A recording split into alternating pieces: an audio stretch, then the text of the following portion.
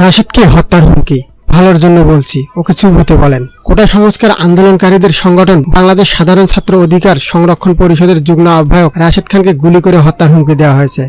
আর এমন হুমকিতে অসুস্থ হয়ে পড়েছেন রাশেদের মা সালেহা বেগম। রাশেদের পরিবার জানিয়েছে, ছেলেকে হুমকি দেয়ায় রাশেদের মা সালেহা বেগম অসুস্থ হয়ে পড়েন। তাকে ঝিনাইদহ ইসলামী ব্যাংক হাসপাতালে চিকিৎসা দেওয়া হয়েছে। এ ব্যাপারে হাসপাতাল কর্তৃপক্ষ জানায়, বুধবার রাতে রাশেদের মা সালেহা বেগম সেখানে ভর্তি হয়ে চিকিৎসা নেন।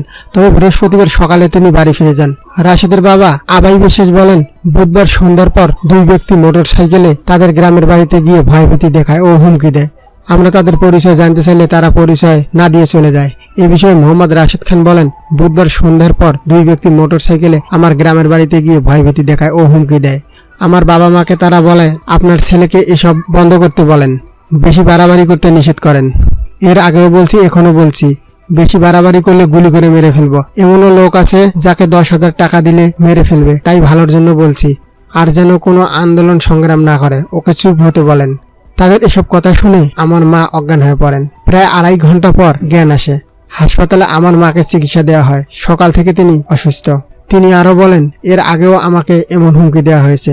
ঝিনাইদহ সদর থানা পুলিশের ওসি মিজানুর রহমান খান বলেন, এ ব্যাপারে আমার কাছে কোনো তথ্য নেই। রাশেদের পরিবারের পক্ষ থেকেও কিছু জানায়নি।